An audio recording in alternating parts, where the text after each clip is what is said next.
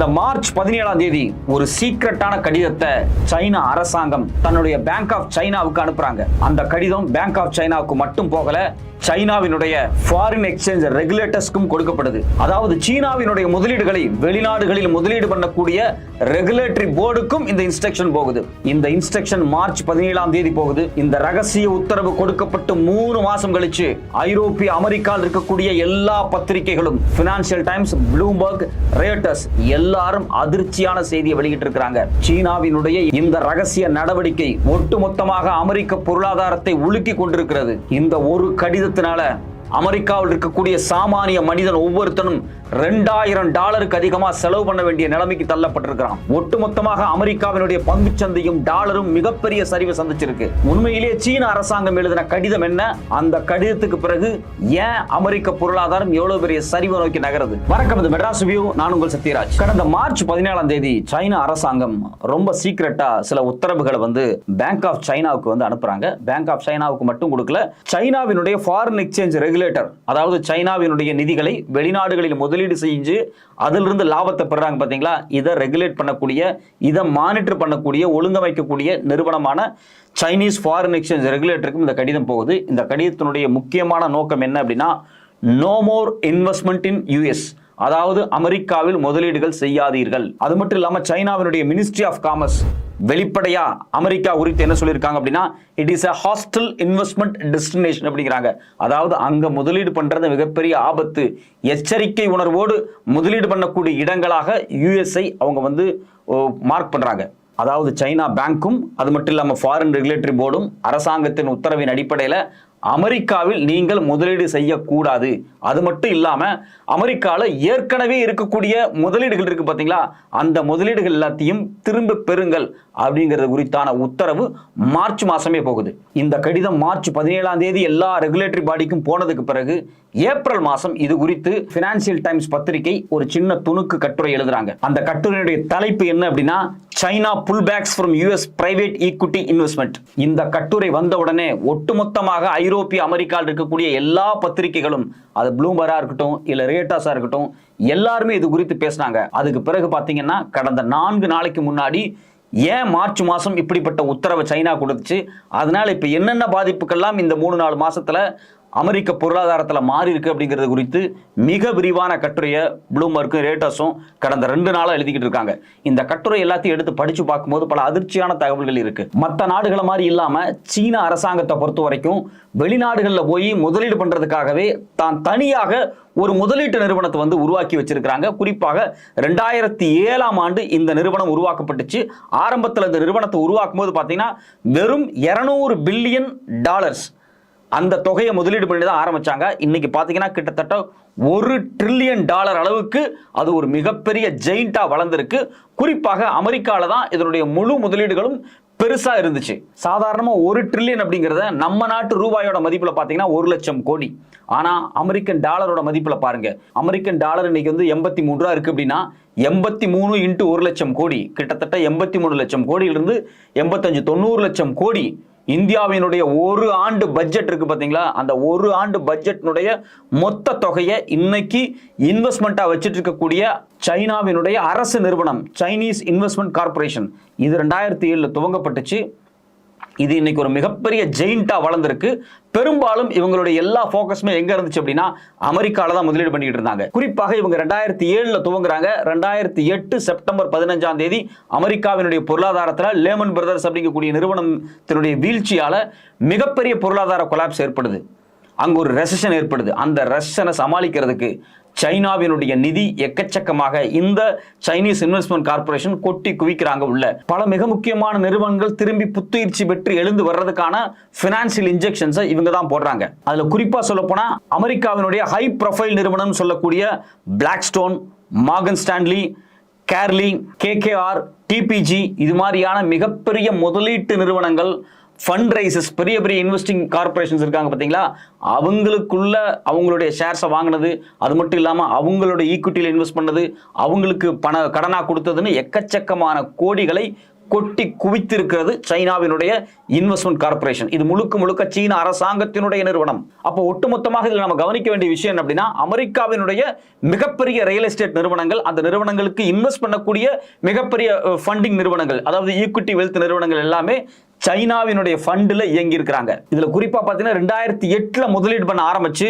2016-17 கிட்டத்தட்ட 50 billion American dollar அளவுக்கு முதலீடு பண்ற அளவுக்கு இந்த நிறுவனம் வந்து போயிருக்கிறாங்க.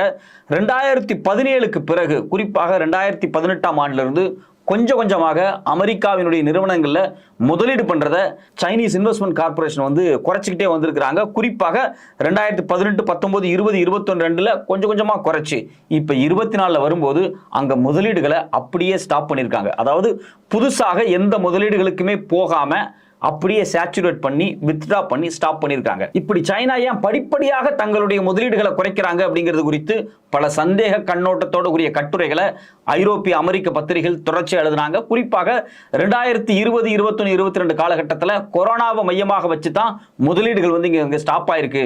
2017-18 குறைச்சது வந்து ஒரு ஸ்ட்ராட்டஜிக் மூவ். ஆனா 20களுக்கு பிறகு கொரோனா காரணம் தான் இவங்க முதலீடு பண்ணல அப்படிங்கறத வந்து மிகப்பெரிய பத்திரிகைகளும் ஆய்வாளரும் நினைச்சிட்டு இருந்தாங்க.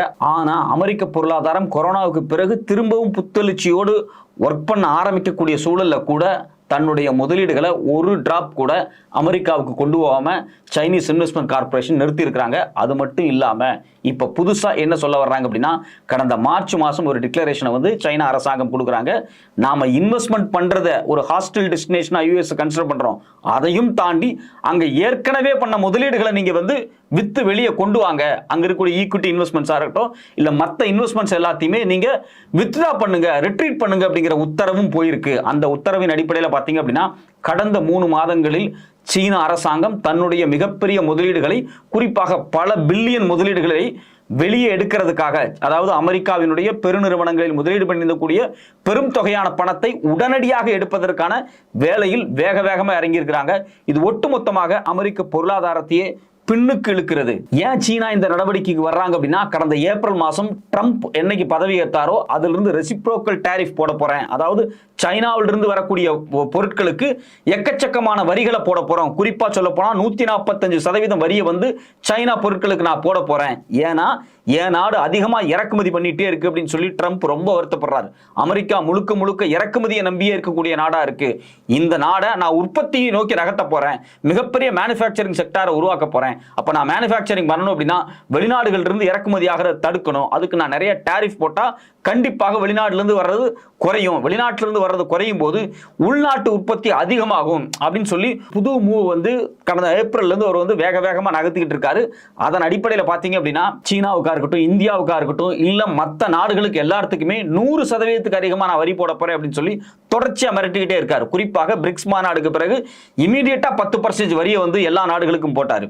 அது மட்டும் இல்லாம இப்ப சமீபத்தில் 2 நாளைக்கு முன்னாடி ரஷ்யா கிட்ட இருந்து யாரெல்லாம் பெட்ரோலியம் ப்ராடக்ட்ஸ் வாங்குறாங்களோ அந்த நாடுகளுக்கு நாங்க 100% வரி போடுவோம் அப்படிங்கிறாரு. ரஷ்யா கிட்ட இருந்து அதிகமாக பெட்ரோலியம் ப்ராடக்ட்ஸ் வாங்கக்கூடிய 2 நாடு, ஒன்னு சைனாவும் இன்னொன்னு இந்தியாவும் தான். அப்ப வெளிப்படையாகவே ட்ரம்ப் என்ன மிரட்டுறாரு அப்படின்னா, ரஷ்யாவுக்கும் உக்ரைனுக்குமான போரை நிறுத்துறதுக்காக இந்தியா மீதும் சைனா மீதும் 100% வரியை போட போறேன் அப்படின்னு மிரட்டுறாரு. அப்ப தொடர்ச்சியாக வரி குறித்து மோசமான சூழலை, மோசமான ஒரு பொலிட்டிக்கல் அட்மாஸ்பியரை, ஜியோ பாலிடிக்ஸே வந்து குலைக்கிற மாதிரியான வேலைகளை அமெரிக்கா செய்கிறது.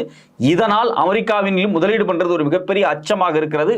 அமெரிக்க முதலீடுகள் நாம் பண்ணக்கூடாது அப்படிங்கிறதுக்காகவே சைனா என்ன பண்றாங்க, தங்களுடைய எல்லா முதலீடுகளையும் திரும்ப பெற்றுக்கிட்டு இருக்காங்க கொஞ்சம் கொஞ்சமா. அது எந்த அளவுக்கு போயிருக்கு அப்படின்னா, கிட்டத்தட்ட 2018 காலகட்டத்தில் 40-50 பில்லியன் அமெரிக்கன் டாலர் இருந்த முதலீடுகள் இன்னைக்கு 2 பில்லியன் அமெரிக்கன் டாலராக சரிஞ்சிருக்கு. அதாவது முதலீடுகளை படிப்படியா குறைச்சிருக்காங்க. அது மட்டும் இல்லாம இந்த மாசத்திலேயே கிட்டத்தட்ட 1 பில்லியன் அமெரிக்கன் டாலர் உடனே வந்து அவங்க வந்து வித்ட்ரா பண்ண போறதாக சொல்லியிருக்காங்க.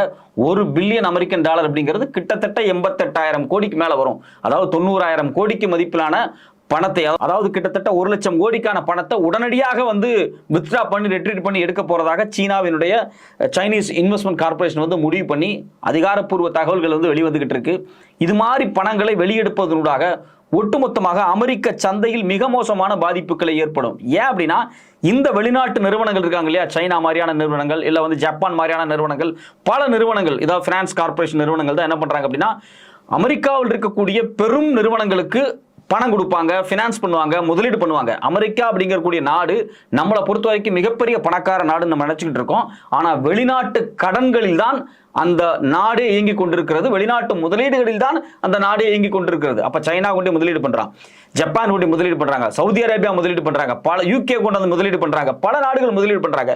அந்த முதலீட்டை நம்பிதான் அமெரிக்கா இருக்கிறது. இன்னொரு பக்கம் பாத்தீங்க அப்படின்னா ஒட்டுமொத்தமாக அமெரிக்காவினுடைய நெட் எக்ஸ்டர்னல் லைபிலிட்டி, அதாவது வெளிநாட்டு கடன்கள், வெளிநாட்டு கடனுக்கு செலுத்த வேண்டிய வட்டிகள், பொறுப்புகள் மொத்தமாக தன்னுடைய ஜிடிபி அளவுக்கு 100% வந்து அதிகமா இருக்கு அப்படின்னு சமீபத்தில் தகவல்கள் தொடர்ச்சியா பத்திரிகை வெளியிட்டுக்கிட்டே இருக்காங்க. அப்போ ஒரு பக்கம் அவங்களுடைய கடன் கட்டுக்கடங்காமல் அதிகமாயிட்டே இருக்கு. இன்னும் ரொம்ப துல்லியமா சொல்ல போனா எக்ஸ்டர்னல் டெப்ட்ஸ் கிட்டத்தட்ட 37 டிரில்லியன் அமெரிக்கன் டாலர் அளவுக்கு இருக்கு அப்படின்னு சில பத்திரிகைகள் எழுதிட்டு இருக்காங்க. இது மட்டும் இல்லாம 2025 முதல் 6 மாசத்துல, குறிப்பாக ஃபர்ஸ்ட் குவார்டர்லிங்கிறாங்க, ஒரு 4 மாசத்துல அந்நிய நாடுகள் இருந்து வரக்கூடிய முதலீடுகள் அப்படியே சரிஞ்சிருச்சு அமெரிக்கால அப்படிங்கிறாங்க. இதுக்கு எல்லாத்துக்கும் காரணம் ட்ரம்பினுடைய இந்த தவறான முடிவுகள், அவர் எடுக்கக்கூடிய இந்த ரெசிப்ரோக்கல் டாரிஃப் பிரச்சனை தான். இது ஒரு வர்த்தக சண்டை, வர்த்தக போர், ட்ரேட் வார் அப்படின்னு ஓப்பனா பத்திரிகையில் எழுதிக்கிட்டு இருக்காங்க. இதுல இன்னும் நாம ரொம்ப துல்லியமா கவனிக்கப்பட வேண்டிய விஷயம் என்னன்னா, என்ன ட்ரம்ப் தன்னுடைய நாட்டுக்கு தம்மேலேயே மண்ணவாரி போட்டுக்குவாரா அப்படிங்கிற கேள்வி வருது. அதாவது அவரை பொறுத்த வரைக்கும் நான் மேனுஃபேக்சரிங் அதிகப்படுத்த போறேன், என்னுடைய மேனுஃபேக்சரிங் நான் அதிகப்படுத்துறதுக்கு நான் வந்து வெளிநாடுகள் இருந்து இறக்குமதி பண்ணக்கூடிய பொருட்களை ஏதோ ஒரு வகையில தடை பண்ணி நிறுத்த போறேன் அப்படின்னு அவர் சொல்றாரு. ஆனா இது வரைக்கும் பாத்தீங்க அப்படின்னா சீப்பான பொருட்களை, இப்ப பனியன் இருக்கு அப்படின்னா இந்த பனியனை அமெரிக்கா தயாரிக்காது.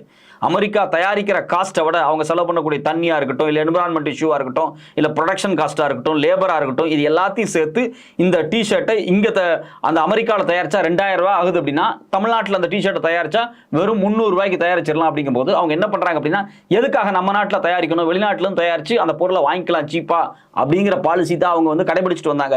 இப்போ என்ன நினைக்கிறாங்க அப்படின்னா, இல்ல நாமளே உற்பத்தி பண்ணணும், நாம ஒரு மேனுஃபேக்சரிங் ஸ்டேட்டா டெவலப் ஆகணும் அப்படிங்கிறதுக்காக பல முடிவுகளை வந்து தொடர்ச்சியா எடுக்கிறாங்க. இது எல்லாத்தையும் எடுக்கிறது நல்லதுதான். பட் ஆனா ஒரு அமெரிக்கா நாடு திடீர்னு இது மாதிரியான உற்பத்திகளுக்கு போகும்போது அந்த உற்பத்திக்கான முதலீடை வெளிநாடுகள் இருந்தா வாங்கி ஆகணும்.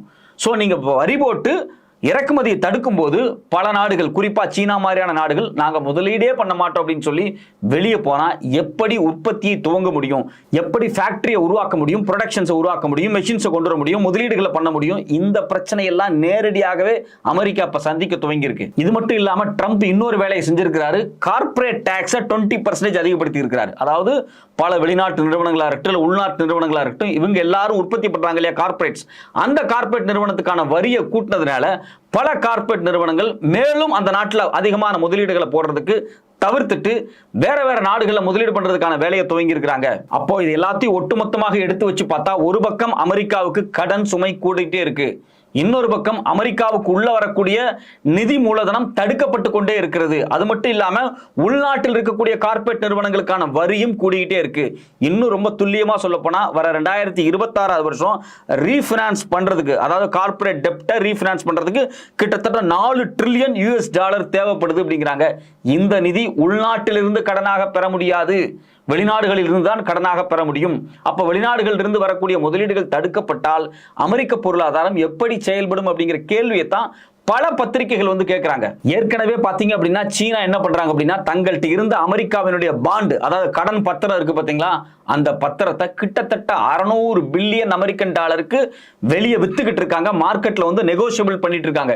அதாவது வேற ஆட்களுக்கு அதை வித்துக்கிட்டு இருக்காங்க, பணமா அவங்க அதை ரெடி பண்ணிட்டு இருக்காங்க. அப்ப சைனா ஒரு பக்கம் முதலீடுகளை வந்து எடுத்துக்கிட்டு இருக்காங்க. எங்க அமெரிக்கா மாதிரியான நாடுகள்ல அவங்க போட்டு வச்சிருக்கக்கூடிய முதலீடுகளை ஸ்டாப் பண்ணி குறைச்சு அதாவது வித்ட்ரா பண்ணிட்டு இருக்காங்க. இன்னொரு பக்கம் அவங்க ஏற்கனவே டெப்ட் பாண்டா அமெரிக்காவினுடைய ட்ரெஷரி பாண்டை வாங்கி வச்சிருந்தாங்க இல்லையா, அந்த பாண்டை எல்லாத்தையுமே வித்து அந்த பணத்தையும் சைனா திரும்ப எடுத்துக்கிட்டு இருக்காங்க. சரி, சைனா எதுக்காக இந்த பணத்தை எல்லாம் கலெக்ட் பண்ணிட்டு இருக்காங்க? இந்த பணத்தை எல்லாம் கொண்டு பேங்க்ல வைக்க போறாங்களா? கிடையவே கிடையாது. சைனா என்ன பண்றாங்க அப்படின்னா, உலகத்துல வேறு டெஸ்டினேஷன், அதாவது அமெரிக்காவை சென்டர் பண்ணி அமெரிக்காவை மையமா வச்சு முதலீடுகள் நம்ம வச்சிருக்க கூடாதுன்னு சொல்லி சவுதி அரேபியா, இந்தோனேஷியா, வியட்நாம், அது மட்டும் இல்லாம Egypt, African countries, India, Iran அப்படின்னு சொல்லி பல நாடுகளில் குவிறாங்க. குறிப்பாக மிடில் ஈஸ்ட் நேஷன் சொல்லக்கூடிய மத்திய கிழக்கு நாடுகளில் எக்கச்சக்கமா கூச்சிருக்கிறாங்க. சவுதி அரேபியால இருந்து பல நாடுகளில் வந்து எக்கச்சக்கமா வந்து பணத்தை வந்து முதலீடுகளா கூச்சிக்கிட்டே இருக்காங்க. அப்ப அமெரிக்காவிலிருந்து ஒட்டுமொத்தமாக பணத்தை எடுத்து அமெரிக்காவினுடைய பாண்டை பொதுவெளியில் வித்து பல லட்சம் கோடி பணங்களை மிடில் ஈஸ்ட் நேஷன்ஸையும் குறிப்பாக ஆசிய நாடுகளுக்குள்ளேயே முதலீடு பண்றதுக்கான வேலையை சைனா துவங்கி இருக்கிறாங்க. இது மட்டும் இல்லாம பேங்க் ஆஃப் சைனா அவங்களுடைய எல்லா டிரான்சாக்ஷன்ஸும் சர்வதேச வர்த்தகத்தையும் டாலர்ல இருந்து நிறுத்திட்டாங்க. அதாவது சர்வதேச வர்த்தகமா இருக்கட்டும், பல ஆபரேஷன்ஸா இருக்கட்டும், எதையுமே சர்வதேச லெவல்ல பண்ணக்கூடிய ஆபரேஷன்ஸ், முதலீடுகளை எதையுமே டாலர்ல பண்றது கிடையாது. எல்லாமே அவங்க நாட்டு கரன்சிகளை பண்ண ஆரம்பிச்சிருக்காங்க. இது ஒரு பக்கம் டாலருடைய மதிப்பை சரிச்சுக்கிட்டே இருக்கு. கடந்த 6 மாசத்துல மட்டும் டாலருடைய மதிப்பு 10% குறைஞ்சிருக்கு. சோ இது மாதிரியான ட்ரம்பினுடைய அதிர்ச்சியான பல பொருளாதார யுக்திகளால அமெரிக்காவில் இருக்கக்கூடிய முதலீட்டாளர்கள் கடந்த 3 மாசத்துல மட்டும் 20 பில்லியன் அமெரிக்கன் டாலரை முதலீடுகள் இருந்து வெளியே எடுத்துட்டாங்க. ஒரு பக்கம் சைனா எடுத்துக்கிட்டு இருக்கான். சைனா எடுக்கிறத பார்த்துட்டு மற்ற சர்வதேச முதலீட்டாளர்கள் அமெரிக்காவில் இருப்பாங்க இல்லையா, அவங்க கடந்த 3 மாசத்துல 20 பில்லியன் அமெரிக்கன் டாலருக்கான முதலீடுகளை வெளியெடுக்கிறாங்க. இதனால அமெரிக்காவில் இருக்கக்கூடிய சிறு குறு நிறுவனங்கள் இருக்காங்க இல்லையா, நேரடியாகவே பாதிக்கப்பட்டிருக்கிறாங்க. அந்த நிறுவனங்கள் அவங்களுடைய ஃபேக்டரிஸை ரன் பண்ண முடியல, சேலரி கொடுக்க முடியல, எம்ப்ளாய்மெண்ட் ஜெனரேட் பண்ண முடியல, அதுல growth-ஏ இல்ல, சேச்சுரேஷன் நோக்கி நகர்ந்துட்டு இருக்கு. இது இல்லாம அந்த நிறுவனங்கள் வெளிநாட்டு முதலீடுகளை நம்பி இல்லாம உள்நாட்டில் கடன் வாங்க ஆரம்பிச்சிருக்காங்க. உள்நாட்டு கடன் வாங்கும்போது உள்நாட்டில் வட்டி கிட்டத்தட்ட 9.6% நோக்கி நகருது. ஏற்கனவே இருந்த வட்டி ஒரு 5.6% இருந்து இப்ப டொமஸ்டிக் டெப்ட் 9.6 நோக்கி நகரதுனால அந்த நாட்டில் வட்டி விகிதம் கூடுது, இன்ஃப்ளேஷன் அதிகமாகுது. அதனால அங்க வாழக்கூடிய சாமானிய மக்கள் தாம் போட்டிருக்க உடையிலிருந்து சாப்பிடுற சாப்பாடு வரைக்கும் செலவு பண்ணக்கூடிய காசுல ஒரு மாசத்துக்கு $1950 எக்ஸ்ட்ரா செலவு பண்ண வேண்டிய நிலைமைக்கு தள்ளப்பட்டிருக்கிறாங்க. இதனால ஒட்டுமொத்தமாக அந்த மக்கள் என்ன பண்றாங்க அப்படின்னா, தான் ஸ்பெண்ட் பண்ணக்கூடிய பணத்தை குறைச்சிட்டாங்க. அதாவது செலவு பண்ணக்கூடிய பணத்தை குறைச்சிட்டாங்க. செலவு பண்றதை குறைச்சா கன்சியூம் குறையும். அப்போ கன்சப்ஷன் குறைஞ்சிச்சு அப்படின்னா ப்ரொடக்ஷன் குறையும். ப்ரொடக்ஷன் குறைஞ்சிச்சு அப்படின்னா growth குறையும். growth குறைஞ்சுனா எம்ப்ளாய்மெண்ட் குறையும். எம்ப்ளாய்மெண்ட் குறைஞ்சதுன்னா எக்கானமியே கொலாப்ஸ் ஆகிற நிலைமைக்கு போகும். கார்பரேட் எல்லாமே பேங்க்ரப்ட் ஆகிற நிலைமைக்கு தள்ளப்படுற அளவுக்கு பல பொருளாதார உள்குத்துகள் அமெரிக்காக்குள்ள நடந்துகிட்டு இருக்கு. இது முழுக்க முழுக்க ட்ரம்பினுடைய இந்த டாரிஃப் பாலிசியால வந்த வினை அப்படின்னு சொல்லி பல பேர் தொடர்ச்சியா கற்று எழுதிட்டு இருக்காங்க. அப்ப சைனாவினுடைய அதிரடி நடவடிக்கை அப்படிங்கிறது அமெரிக்க பொருளாதாரத்திற்கு ஒரு மிகப்பெரிய செக் வச்சிருக்கு அப்படிங்கிறத நம்ம பார்க்கிறோம். பொறுத்திருந்து பார்ப்போம். இது குறித்து அமெரிக்கா அடுத்தடுத்த நடவடிக்கைகள் என்ன பண்றாங்க, அதுக்கு கவுண்டரா சீனா என்னென்ன நடவடிக்கை எடுக்கிறாங்க அப்படிங்கிறது அப்டேட் பண்ணுவோம்.